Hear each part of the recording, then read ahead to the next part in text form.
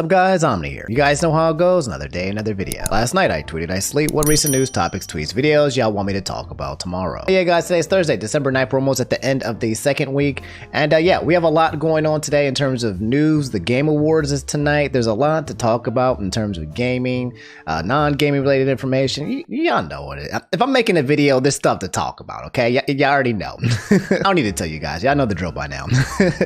Do me a favor, subscribe if you guys haven't already. We hit 340 last night and we're close to hitting 350 by the end of the year. That'd be cool. Hit the like button, yada yada. You guys know what to do. And yeah, allow me to lay it on you. Sorry, excuse me. What? There appears to be another Omni variant. Again? Put them on the screen. What's down, girls? Asian Omni here. You girls know how it goes. Another night, another live stream. Last year, I woke. What recent question, tweets, live streams y'all want me to ask about tonight? And yeah, you guys, if you don't know, the man, the myth, the legend, the erect penis summoning boy himself, Inferno Omni, decided to open the floodgates of flesh and blood and generate the Omniverse, and as such, summon me here, Asian Omni. So it is now time to get to the nitty gritty. Oh, this man's voice, dude. Right into it. All right, boys and girls, it looks like we got Asian Omni on board, a part of the Omniverse. I'm not 100% sure why Asian Omni decided to do everything completely in reverse or backwards, but I'm all for it. Asian Omni, welcome to the Omniverse. So that makes Mexican Omni and Asian Omni. That's two variants out there right now in the Omniverse. I'm curious to see how many more are coming. But guys, before we get into today's topics, I'm happy to announce that today's video is sponsored by Wondershare Filmora 10. Guys, I'll be frank, okay? I'm a terrible editor, okay? Everything I do is usually very basic. Until now. Oh my god, everybody, it's an earthquake.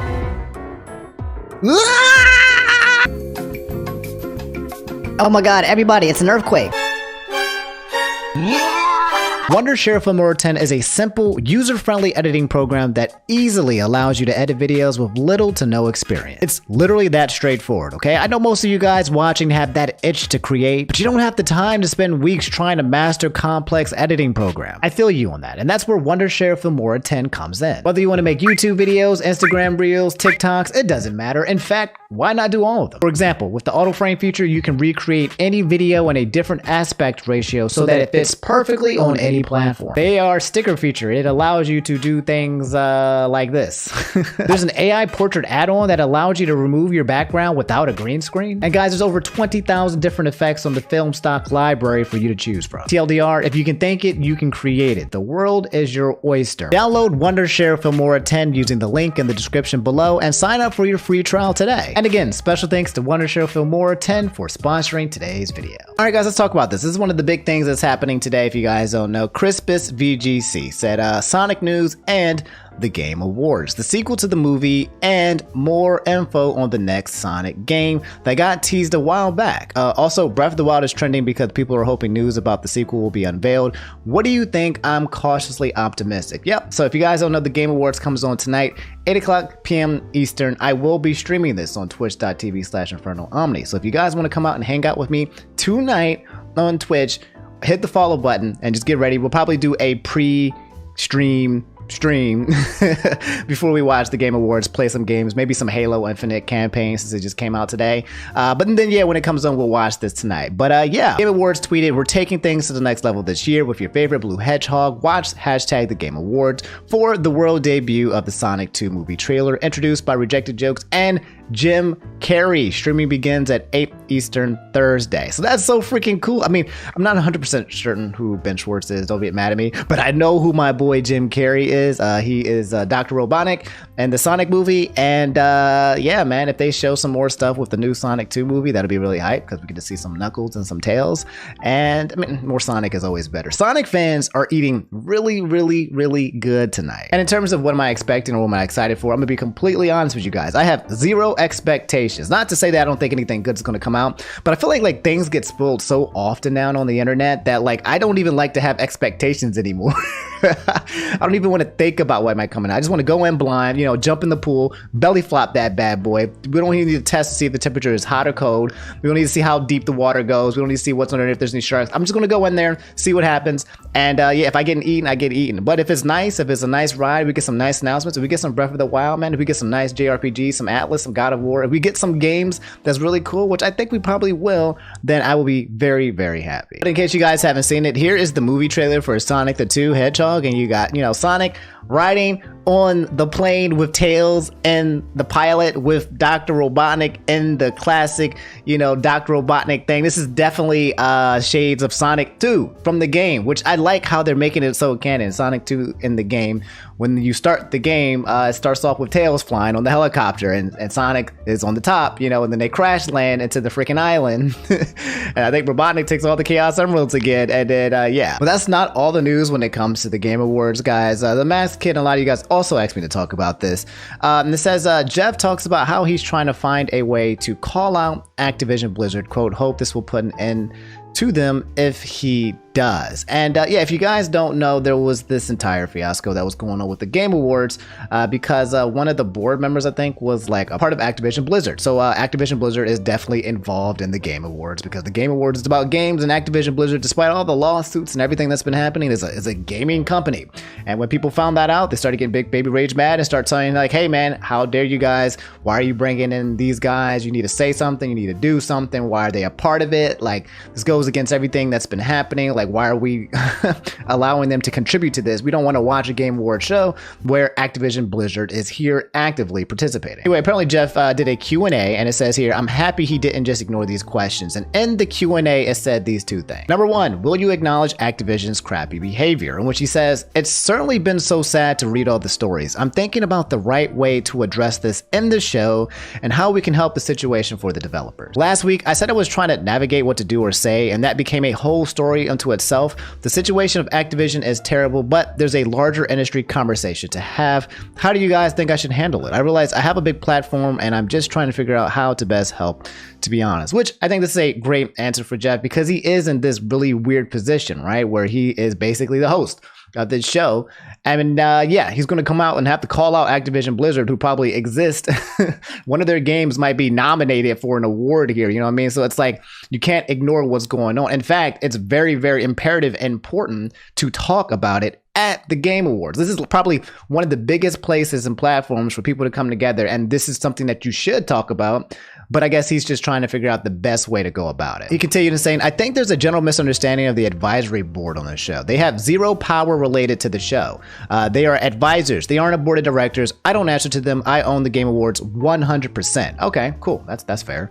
Of course, they are all big important players in gaming, so we care what they think, but it's not like an advisory board approves my scripts or decides on show content. We started that board back in 2014, and the basic point was to get all the platforms and all the major publishers to back Game Awards as an official thing. It was needed when I was starting on my own, and it was important to have a full industry support behind TGA. Moving forward, I'm definitely thinking about how to evolve our plans and new voices to add into the mix too. Today, a lot of developer publishers are making huge waves on their own and don't need to go through a publisher to reach the audience. So basically suggesting like, hey, okay, now that we've gotten backed and supported by Activision Blizzard and all these other gaming companies and have basically recognized this as an official legit thing, now maybe I can skip through the whole publisher thing. I can cut off the middleman, and maybe that doesn't need to be involved anymore. Anyway, in my opinion, when it comes to that whole situation with Activision Blizzard and what Geoff should say, I think you can just basically kind of repeat and echo some of the sentiments that you've seen from like Nintendo or some of the other gaming companies and some of the mails, and they've talked about, a lot of gaming companies have already talked about the whole Activision Blizzard lawsuit within their own workforce. And they've essentially said like, hey guys, like we don't tolerate anything like this at all. We protect women, we protect our workforce. Let us know if anything's going down. This is a place where the gaming industry has to come together and make women feel safe, just because, you know, there have been environments where that has not been the case. To be honest, there's like no reason to be tactful against it. It's like everyone knows what happens, right? If you're worried about dropping their names, we all know who you're talking about, okay? But just be frank. There's no BS. This is not difficult, okay? Just say what's on your mind, in my opinion, and just be like, look, we got to take care of women, and we got to make sure that they are in a protected place. And this has not been the place that has been protected for them. And things need to change, and things need to happen now expeditiously, and it cannot allow to continue. That's it. There we go. Boom. I just did it for you, Geoff. Go ahead and take my my quote, man, because it's not hard to see what the core problem is that happened with Activision Blizzard, and it's not hard to know what the answer is. It's to remove all the scum that exists in the industry and then make sure none of the scum festers and continues going forward. So yeah, that's the whole Game Awards, and that's Geoff, and that's Sonic. Let me know how you guys feel about the whole thing. Again, as a reminder, I will be streaming it tonight, 8 o'clock p.m. Eastern, but I'll probably be streaming a little bit earlier as well. So come out and hang out with me tonight, guys, and we will have a blast. So what the hell is going on here? Sirent Noob said this appearing on the trending tab. I don't know how or why this came to existence, and I'm going to look into it, but it's a picture that says, is math racist? As many of students of color struggle with the subject, schools are altering instruction, sometimes amid intense debate. Bro, ladies and gentlemen, the race war has now gone to mathematics and arithmetics and algebra. The race war continues. So I did a little bit of research on Twitter, and by a little bit of research, it was just me typing, you know, math racist in the search. And the USA Today article that people were referring to popped up and said, in an effort to promote equity and access for kids of color, girls, and low-income students, many math teachers are shifting toward inclusive instruction. It's controversial. What is this article? I mean, let's get into this, bro, because if math is racist, dang. That's betrayal, bro. Math used to be my favorite subject. Let me find out that math hated me this entire... It says this content is only available for US Today subscribers. So I got to figure out another way to get this information. I don't know if I should click this. Is it just a tweet? It's got no likes on it, but it's a... It's one of those Twitter spaces, and it's titled, "Why do black women hold us black men down?" Hashtag let's talk. Hashtag black table talk. And I can already tell just by some of the hosts, there's an NFT host at the front, and then I can already tell, bro, this is about to be misogyny and racism all put into one. It's 28 seconds, but the curiosity is too strong. What you don't understand is that the school system is the same as the establishment of the white supremacist system. So they purposely giving the black kids the bad grades. But the math is not systems of African math. If you look at all the systems of the mathematics, it's all European originated, basically in depth of the white supremacist system. This is why the black man struggles, because it's a system of white supremacy put into the mathematics. Bro. Wait a minute. Okay, you know what? Am I missing something? Am I missing something here, bro? Do I need to be educated? I am verily missing the part where 1 + 1 = 2 is a sign of white supremacy. It's rules, right? It's just a book filled with rules. Hey guys, 1 + 1 = 2. That's the rule. 2 + 2 = 4. That's the rule. It's just a book of rules. How does a book of rules have any kind of racist connotations tied to it whatsoever? I'm so confused. Okay, so here's someone in the middle talking about it, maybe talking about how maybe what the article was clickbait, but saying the worst kind of both sides clickbait BS. No one in this story or anywhere else is suggesting that math is racist, which was actually the title. They're proposing new teaching methods to reduce the racial gap in test scores. Recommendations to make math more inclusive have caused a rift in the world of math education. Opponents of this change say that movement dumbs down the subject, but advocates say the subject's teaching is full of... I don't get it. And you know what? I'm not going to pretend to get it. I'm not going to sit here and say that this is wrong or false or stupid, because to me, right off the bat, I'm not going to lie, guys. Math to me sounds like it is math, okay? There are plenty of white kids in my math club who failed because they were too stupid to understand it. And I don't think the white supremacy could save them because of the color of their skin. Maybe there are some underlying roots when it comes to, I don't know, kids getting bad grades because of their color. Sure, I can believe that. I can believe that systematic racism exists since childhood. Sure, fine. But in terms of just math in general itself, I think there must have been some clickbait kind of concept here to get people to come yell and rage about it. And then it gets turned into political things. The left turns it into one thing. The right turns into another thing. And then once politics to get involved, I check out because I stop caring. So yeah, that's the whole thing with math being racist.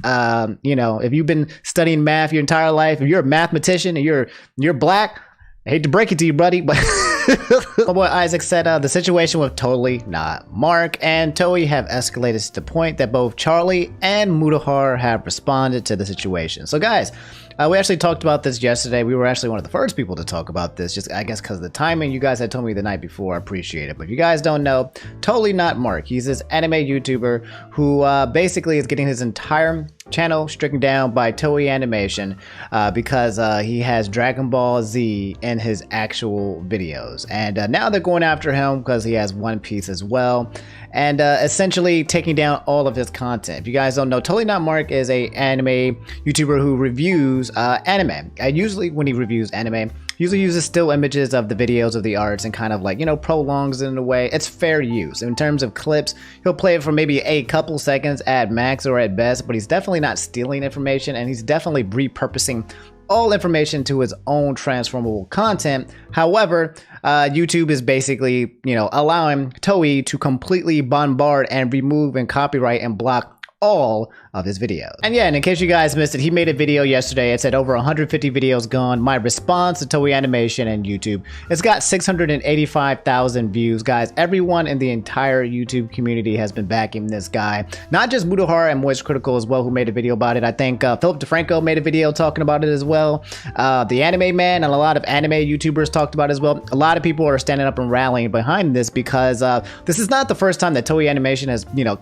completely tried to destroy a channel. A lot of people have voiced how they completely go after their channels and destroy them as well. But we can't allow something like this to exist on YouTube. It's just like it's not safe out here, and it's not safe on these streets. And YouTube has a responsibility to protect its user base and its viewers. YouTube is always talking about removing the dislike button, which you can't see right here, in order to protect you guys from like cyberbullying or whatever. And yet now you got a big old freaking corporation trying to destroy one guy's livelihood for making content that is in fair use, that is fair and plain to see, that he's put in his own time and energy to recreate and repurpose. And not to mention, he's a fan of everything that he's talking about. It's not like he's somebody who's just trying to steal or whatever. He's literally loving Toei Animation and everything that they create. So it's just it's a kick in the nuts in many directions. Hey guys, my name is Mark Fitzpatrick and my career is in jeopardy.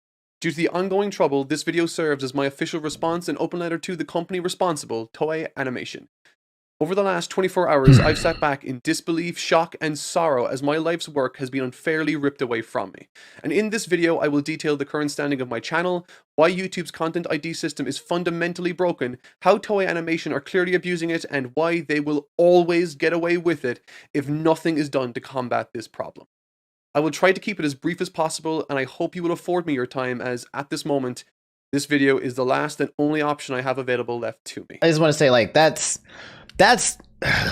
God dang it, man. Like, the fact that the only option that you have after getting completely bombarded and abused by the copyright system is for you to make a beg and plea on both social media and YouTube to ask other YouTubers for help is just, it's beyond belief, man. It's like, again, we just had the situation about the dislikes. We just heard the video about YouTube talking about protecting its creators. And yet, here we go. Another classic example, which we've been talking about a while, is how people abuse the copyright system. My boy, Sylvanus, he just talked about how somebody was abusing the copyright system and taking down some of his videos as well. Somebody who didn't even own any of the content was abusing it and blocking some of his money temporarily. I don't know if it even got fixed, but yeah, bro, it's like this is abusing the system, okay? This actually hurts creators. This drowns creators. And there's hundreds, if not thousands of creators who get hit by this, like that aren't as big as Totally Mark, not Mark, who are smaller, and they just get drowned because they don't actually have the voice. If they make a video like this, it might not go viral. It might not go public. So it's like Totally Not Mark is one of the biggest content creators that get hit by this, but many people are getting abused by the copyright system. It's been happening for years, and there still has been no major fix to it. But, you know, we got rid of dislikes. So, yeah, there we go. Helpful for the brand. Now notifying me that 15 of my videos had been copyright claimed and blocked by Toei Animation. 1 hour later, that number rose to 28, and when I woke up this morning, it had reached a total of 150 videos that my audience now can no longer see and that I cannot monetize. To put that into perspective, because myself and my team work on a single video per week, that equates to almost 3 years worth of work, and as a result, the main source of my company's income is now gone. I find this particularly devastating because I have a family to provide for, I have full-time employees to look after, and on top of everything else, it's Christmas. Hey, hit me in the Christmas feels and the hearts, bro. Oh my God, the Grinch just came in here and just took this man's livelihood and his... bro, you hate to see it. And what they are doing is abusive. We have the power to make them listen, and if you stand with me on this, wonderful, but if you can't, know that I completely understand. Regardless, I cannot and will not support this company after what they have done. It's such a terrifying thought that a villainous company like this is responsible for one of the most uplifting and treasured parts of my childhood. It's a soul-destroying thought. As my closing statement, I'd like to give YouTube some actionable advice. Instead of investing resources into the removal of a feature that no one on this platform wanted to be removed, the dislike button, consider a reworking of your content ID system to at least expedite this outrageously slow and corrupt process that these companies are consistently, openly, and willfully taking advantage of. I await your reply. And spoiler alert. I don't know, man. I have no faith and hope. I think people have been trying to tell YouTube this for a very long time, and YouTube's always talking about feedback. Hey, creators, how can we help you guys? How can we make your life better? How can we protect you guys? How can we serve you guys? What can we do? This ain't going to be it. It's my guess. I don't want to be pessimistic, bro. I have no faith in the system that is YouTube trying to protect its creators. Dragon Ball is all about pushing oneself to overcome challenges, and One Piece is all about shooting for your dreams no matter how crazy they might be. Toei isn't going to stop me, and Toei will not win. I've been Mark Fitzpatrick, and I thank you so much for your time. That's right. One Piece is always also about believing in your Nakama, and having your gang and your group. And we here. Hey, Mark, we're here. Your Nakama is here to help and protect you, dog. So, guys, until we figure out how to get this sorted out, until we yell at YouTube until they finally do something, if you guys want to come again to his channel, Totally Not Mark, he has a Patreon up right here if you guys want to support him financially. Like he said, he has a family and he has people to pay for, and a lot of his videos getting taken down means that's a lot of income, a lot of passive income being removed, man. Especially with his videos, they were so well made and polished that you could watch it at any point in time, bro. Like 1 year, 2 years, 3 years later, you can come back to these evergreens and watch this content, man. It's like planting a bunch of garden and trees and then someone just boom, just taking it out and ripping it out and be like, nah, son, this is my plant.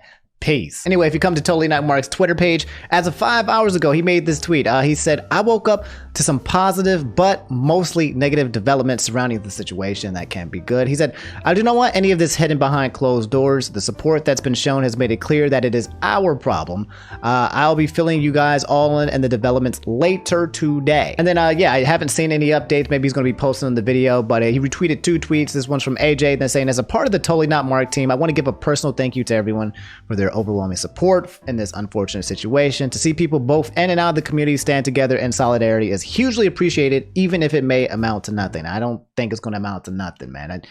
Don't underestimate us, bro. We got our voices for a reason, bro. There's something we're going to do. We're not going to let this fly. And iPatch Wolf said, the thing that really bothers me with the Totally Not Mark situation is that ultimately it's about a large corporation suppressing any conversation they can't control. Which, again, god dang, which is so freaking painfully obvious is how YouTube is giving power not to its creators, but to brands. They're giving them to brands and corporations and big entities, dog. Like, what in the world? We are the ones that created YouTube. Creators, us, you and me, you with a camera coming up here making stupid videos until one day they go viral, and then we're the ones that created it. It's called YouTube. It's not called freaking sponsor brand tube or whatever. No, they came in here last to help pay you guys money once you already got afloat. But we're the ones that started it and created it, bro. And now you're kind of spitting on his foundation, the actual creators who've been doing this for so long.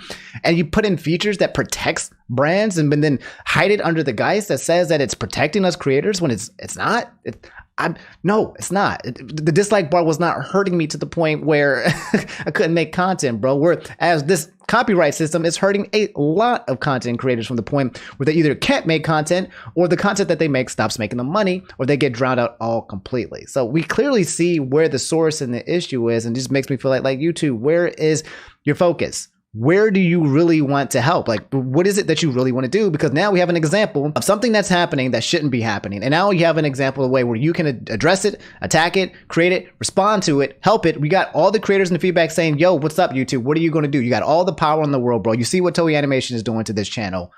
Respond. And I don't know. I guess we'll have to see what they say. Anyway, guys, that's an update on the Totally Not Mark situation. Let me know how you guys feel about it. It really grinds my gears, man. Something about YouTubers, which is really cool, man, is because, like, even if you aren't, an anime YouTuber, every YouTuber can understand this situation and think about the threat of how terrifying this is. And it's just so freaking cool that we as a community gathered together in support to try to defend ourselves from such things, because the platform itself, YouTube, is not.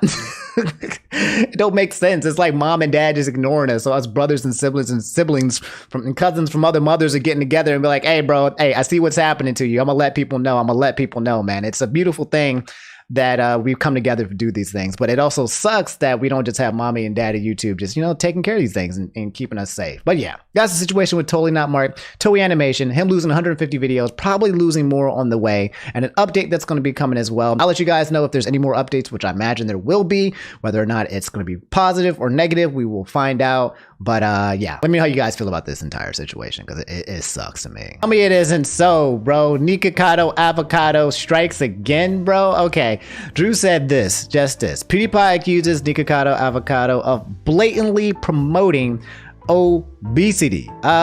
Where is the lie? If you guys don't know Nikocado Avocado, he's the guy who does all the mukbangs. He gained like a bunch of weight and now he's pissed off everybody. We actually made a video talking about how he attacked Koryax Kenshin. Koryax Kenshin had reacted to one of these videos that was made about him. I think it was Meat Canyon. And Corey was like, hey, bro, look, I just want to let you know, Nikocado Avocado, I don't know you. You don't know me. But let me just let you know, man, your life is worth more than the entertainment of these people. And I just hope that you do good, man, and that you stay safe and that you take care of your health, because that's number one. Koryax Kenshin is speaking the normal facts and the normal good energy. That's just what the dude does. And then Nikocado Avocado, which we all had to hold me back from the situation. And when you guys told me to hold me back, then y'all told me to hold y'all back. So nobody was holding nobody back, because we was all kind of come at Nikocado. Because Nikocado, I can't even say his name really fast. He was going in talking stuff about the audience, talking about Koryax Kenshin, saying like, where were you raised, bro? When Nikocado said, where were you raised, bro? It's like a cat and their fur just kind of sticks up, like something like Trigger, like a spider sense came in, a self-defense mechanism came in. I was like, bro, wait, what is up with that question? Now, why are you asking about where I was raised, bro? Like, where were you raised? Okay, let me slow down. Let me calm down. Corey said we're not supposed to start no wars, so I ain't gonna start no war. Anyway, this Dexerto article reads, in a video on December 8th, Pewdiepie decided to check out various YouTubers who specialize in mukbang videos. These creators record or live stream themselves eating large quantities of food while talking to the audience. One of those creators is Nikocado Avocado, a former vegan who decided to switch things up after stating the community was too, quote, toxic. While talking about the creator, Pewdiepie accused Nikocado of blatantly promoting obesity with his videos. I didn't know that. So Nikocado Avocado left the vegan community because the vegan community was too toxic, and then he got into the mukbang community, and now he's like the most toxic mukbang YouTuber there is. Like, bro. Continuing with the article, Pewdiepie accuses Nikocado Avocado, noting that he created a video about mukbangs 3 years ago. He wanted to check in on Nikocado to see how he was doing, as he was one of the creators mentioned in his original video. After watching a couple of quick videos, Felix said, Nikocado Avocado is the American final boss of mukbangs. Pewdiepie continued to explain his feelings about those eating so much food. Quote, I hate it. It grosses me out. People like it, but anything YouTube related is going to be exploited to the max. Now, I'm gonna be completely frank. When it comes to mukbangs, I have nothing against mukbangs, okay? If you're somebody who likes to watch people eat food or large amounts of food to each their own, I've seen much more evil on YouTube than someone splurging on some KFC or some Popeyes, some Chick-fil-A. Okay, that's none of my business. Go ahead, that's content. People sign up for it. I'm okay with it. Anyway, Pewdiepie continued and said, I'm not saying YouTube needs to do anything about it. They just need to observe how it works. They're blatantly promoting obesity. I know the creators aren't condoning it, especially Nikocado, but kids are impressionable, which is a good point.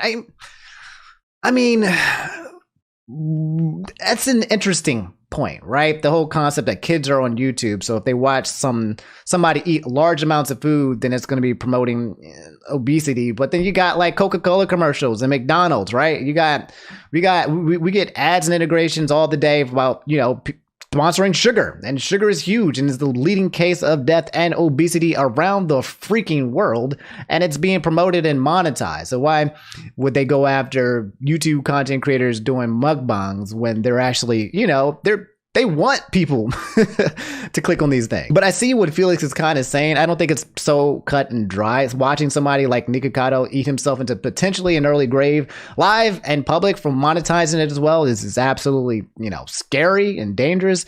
But then you have to look at this in all facets of YouTube. Once you look at Nikocado and you look at mukbangs, are there any other forms of content where someone is being gluttonous or overindulging or I don't know, doing something that if a kid sees it and becomes impressionable and says, hey, mommy and daddy, I want to eat until I don't want to be a vegan. I'm going to eat a whole bunch of food every day. And I'm like, number one, this kid needs some help. Okay. Parents, please police your kids when it comes to content. But number two is just like, if we go after Nikocado Avocado, then what else are we going after as well on YouTube, right? Finishing up the article, it says, after remembering that the YouTuber said he would stop when he turned 30 years old, Felix mentioned that he could have a funny conclusion by going from his current weight to super skinny. So, yeah, that'd be wild. I mean, to be honest, I would watch it if Nikocado Avocado stopped doing mukbangs and then did a huge extreme fitness journey, you know, something like that. Like, there would be a chapter. The first chapter, Nikocado Avocado, was the vegetarian vegan chapter. Then it was the mukbang one. And now it's the health and fitness one. This man could have 3 different types of channels on one channel.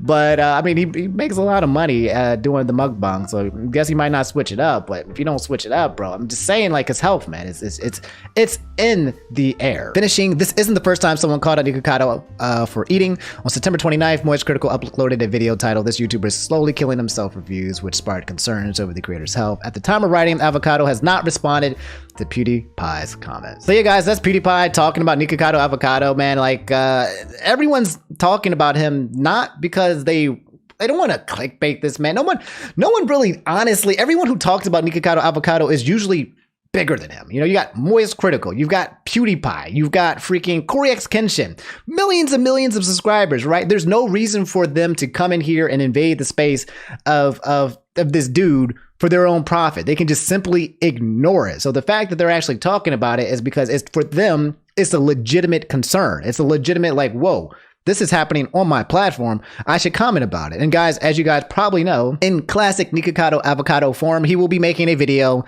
very soon, blasting Pewdiepie, blasting his viewers, being up here like, how dare you, Pewdiepie, Felix, you know nothing, blah, blah, blah, blah, blah.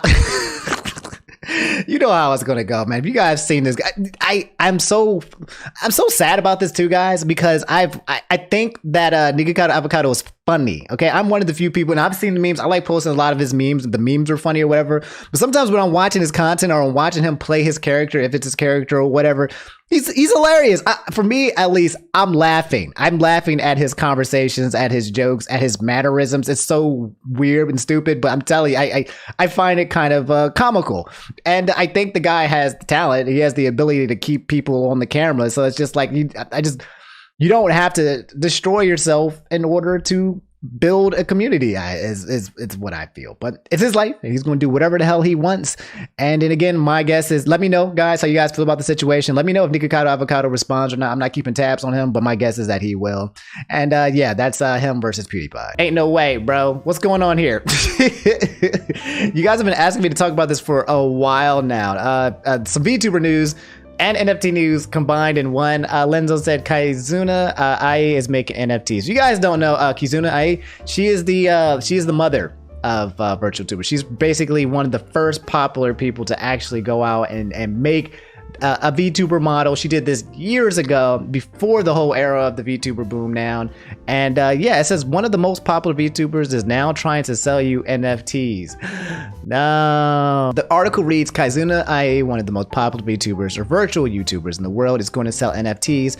The virtual idol announced an indefinite hiatus from streaming on YouTube and said that in the meantime, she will connect with her fans via the metaverse and selling NFTs. Quote, I think you've been hearing words such as metaverse and NFT recently, she said in the announcement video. It sounds complicated, but new and fun at the same time. Continuing, I want to bring things like that closer to people and experience new fun things together, she said. I want to be more and part of everyone's daily lives. Oh, no, why do you do it, Kizuna? Why is King Batch here? Number one. And number two, King Batch looking up at Kizuna is basically how the internet is looking up and saying like, yo, Kizuna, what you're saying is some sussy baka and pasta stuff, bro. Why are you shilling NFTs? And why are you putting it under the guise of, I want it to be a more and part of everyone's daily life? Like, if I want to shill an NFT, I guess maybe if I use this line, it'll be okay. Dang, man, no, not like this. I like Kizuna. Continuing, it says, although the VTuber didn't announce any specific NFTs to sell, she suggests that in her time away, they will be her primary focus. What? Kizuna IE is widely recognized as the first VTuber popularizing the ability for people to stream using virtual avatar that mimics their movements via facial and body motion capture. Kizuna IE, despite appearing as one person, is actually made up of a whole team of people, including animators, video editors, and a voice actor. Kizuna IE appears in video game streams, live concerts, and music videos. Continuing, the VTuber, who has been streaming since 2016 and has accrued over 3 million subscribers, dabbled in NFTs earlier this year. So she's already been in NFTs as part of a partnership with Meta Ani.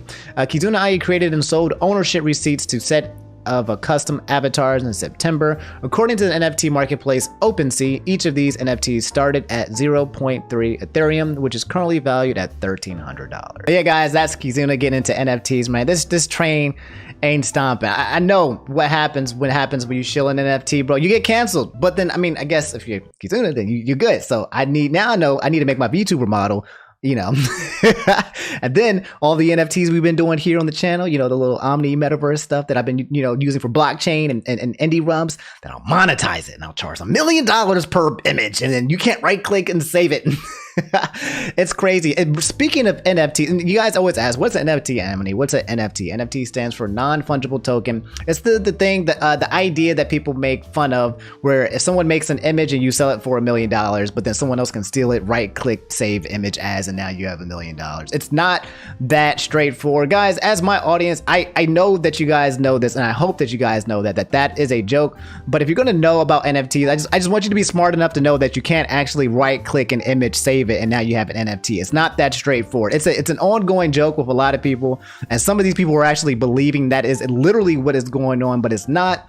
And I just want to make sure that my audience is not one of those people who don't know what's actually going on, okay? NFTs is basically digital assets, man, Pokemon cards, but digitally online. And every one of those cards that you see, they have an inscription, something that's tied to the blockchain, a code that lets you know specifically this card is only this card. It's been created at this time and place, and that way you can't redistribute or recreate it through the blockchain. So it's basically assigning a number to a Pokemon card, and this number cannot be imitated, it cannot be copied, cannot be recreated. Therefore, it creates value because it's one of a kind. Therefore, you have this Pokemon card online, but it's digital with a specific token or whatever, blah, blah, blah.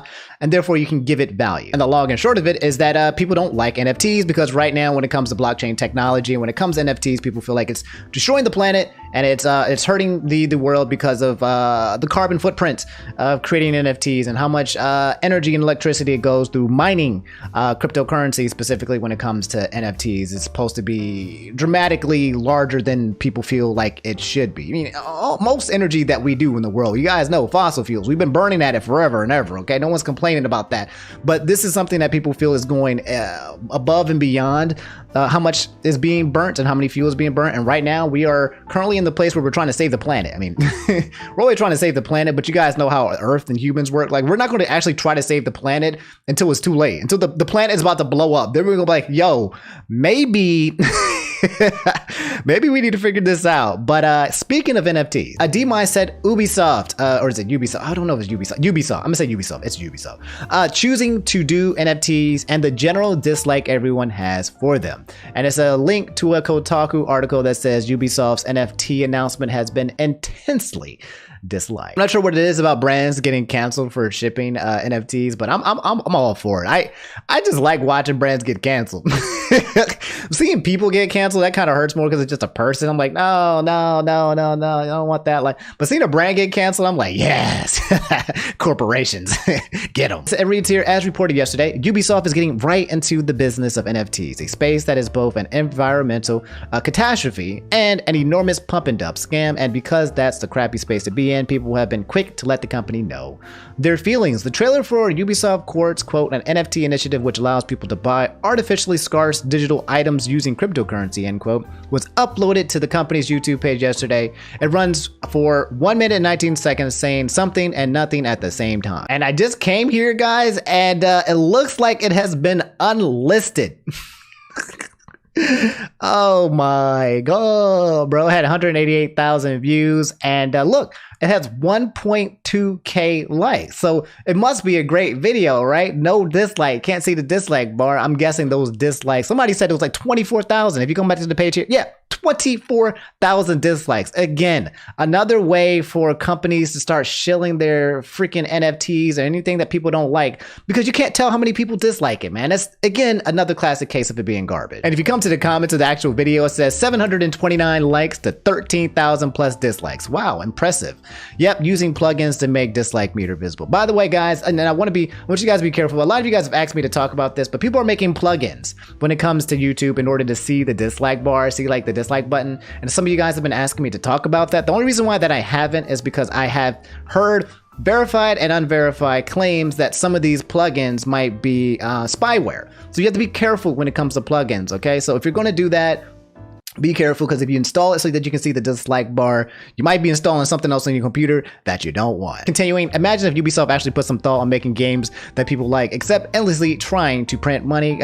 The day Ubisoft decided they might as well go full evil. The main thing is that YouTube protects the feelings of such small creators as Ubisoft. Anyway, continue with the article. It said what it didn't show, of course, is that Ubisoft has no idea what it's doing, and Quartz fine print says as much. It reveals that because so much of the work is being handled off to the blockchain, Ubisoft has no power to, quote, reverse or cancel transactions, has no liability for claims or damages, is aware that the blockchain may be subject to specific weaknesses, which make them possible targets for specific cybersecurity threats, and has no liability in the risk implied by the use of this new technology. So to basically summarize it, Ubisoft is saying, I don't know what's happening. I just want to make money. I'm just letting y'all know, if something bad comes from this, if something doesn't work out for you guys, it ain't my problem. You can't sue me. I ain't do nothing. I don't know what's going on, but I know that I'm trying to make money. Anyway, guys, I'm getting kind of bored talking about NFTs. It's Ubisoft getting into the space and then getting canceled. It's inevitable though, man. I'm telling you guys, and I do a lot of research when it comes to cryptocurrency, and I already know that NFTs is just blowing up in the headspace. OpenSea is going to get actually huge. Adidas the other day announced an NFT, man. I already told you guys about the McRib NFT. It's coming. Like, regardless of whether you like it or not, it's actually coming, and we can yell and shout and scream till our heads blow off, it seems like. But these companies are very, very concerned about making money, and they're going to go ahead and do just that. It seems to me that if you have enough money where you can't be canceled, then you can do the whole NFT space. This is this UFC guy. He actually just got finished shilling. I think it was Floki or something like that. And I think my boy CoffeeZilla had made a quote retweet on it talking about it and said, like, you know, he's probably getting paid like $100,000 for a 10-second ad integration. And it's like, yeah, man, people are going to chase the bag at all costs. If it just requires them to say something for like 30 seconds, they'll do it. And that's kind of where we are right now. Yeah, let me know how you guys feel about the whole situation with Kizuna getting into NFTs, Ubisoft getting into NFTs and then getting canceled, and then, you know, just let me know how you feel. All right, guys, that's all I have for today's video. I'm not going to drag it out too long, okay? Because I know I got to go stream the Game Awards today, and I got a couple other things to take care of. But I kind of like this segment because we talked about like maybe 4 or 5 things tops, but they were all like big chunky wungy segments without making the video a super bigger chunky wungy in itself. But yeah, if you guys made it to the end of the video, drop that like. It just lets me know that you liked the video. Subscribe if you guys haven't already, and I'll see you guys tonight. Twitch.tv/InfernoOmni. Come through. We'll watch the Game Awards, and then we'll talk about it on Friday. Tomorrow's Friday. That's right. Yeah, we'll talk about it if there's a video for there, which I'm hopefully going to try to make a video. And yeah, thanks for watching, guys. I appreciate y'all. I love y'all. Thanks for watching. I'm going to stop rambling because I always ramble at the end of the videos, and you guys get tired of hearing me there. So yeah, I'll see y'all later. Take it easy. Peace.